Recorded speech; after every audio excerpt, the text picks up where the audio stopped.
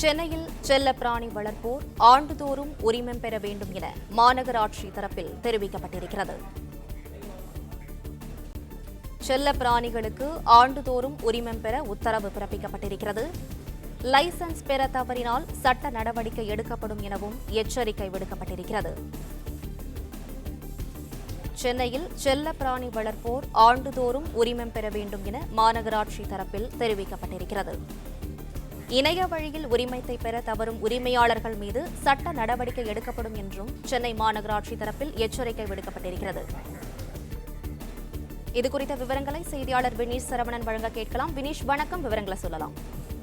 சென்னை மாநகராட்சியில் செல்ல பிராணிகள் வளர்ப்பதற்கு உரிமம் பெறுவது கட்டாயம் என கடந்த ஓராண்டாகவே சென்னை மாநகராட்சி பல்வேறு வழிமுறைகளில் பொதுமக்களுக்கு அறிவித்து வருகிறார்கள். இந்த நிலையில சென்னை மாநகராட்சி பகுதிகளில் உட்பட்ட செல்ல பிராணிகள் வளர்ப்போர் ஆண்டுதோறும் தங்களது செல்ல பிராணிகளின் உரிமத்தை இணைய வழிகளில் பெற்றுக் கொள்ளுமாறு அறிவுறுத்தப்பட்டிருக்கிறார்கள். தவறும் பட்சத்தில் அந்த உரிமையாளர்கள் மீது சட்ட நடவடிக்கை எடுக்கப்படும் என சென்னை மாநகராட்சி தற்போது அதிகாரப்பூர்வமாக அறிவித்திருக்கிறார்கள். இணையவழி மூலமாக 50 ரூபாய் கட்டணம் செலுத்தி இந்த செல்லப்பிராணிகளுக்கான உரிமம் பெறுவதை ஒரு ஆண்டாக சென்னை மாநகராட்சி மேற்கொண்டு வருகிறது. குறிப்பாக சென்னை மாநகராட்சியின் இணையதளத்தில் இணையதள சேவைகள் மூலமாக இந்த லைசன்ஸை பெற்றுக்கொள்ள வேண்டும். அதில் பல சேவைகள் இருக்கிறது. செல்லப்பிராணிகளின் உரிமம் பெட் அனிமல் லைசன்ஸ் என்பதை தேர்வு செய்து பொதுமக்கள் தங்களுடைய வீடுகளில் செல்ல பூனை உட்பட நாய் உட்பட பல்வேறு செல்லப்பிராணிகள் வளர்ப்போர் லைசன்ஸை பெற வேண்டும் என தெரிவிக்கப்பட்டிருக்கிறது. புதிய செல்லப்பிராணிகளின் உருவம் பெறுவதற்கு எந்தெந்த வழிமுறைகளை தேர்வு செய்ய வேண்டும், அந்த வழிமுறையில் சென்று லைசன்ஸை பெற வேண்டும் என மேற்கொள்ளப்பட்டிருக்கிறது.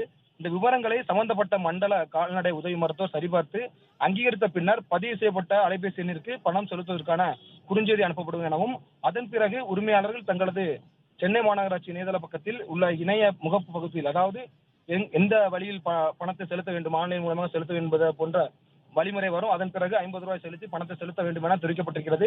அதன் பிறகு செல்லப்பிராணிகளின் உருவம் பதிவிறக்கம் செய்து தங்களுடைய பக்கத்தில் வைத்துக் கொள்ள வேண்டும் எனவும் தெரிவிக்கப்பட்டிருக்கிறது. இந்த இணையதளம் மூலமாக பெறக்கூடிய லைசன்ஸை ஆண்டுதோறும் புதுப்பிக்க வேண்டும் எனவும் ஒவ்வொரு முறையும் 50 ரூபாய் கட்டணம் செலுத்தி புதுப்பித்துக் கொள்ளலாம் எனவும் தெரிவிக்கப்பட்டிருக்கிறது.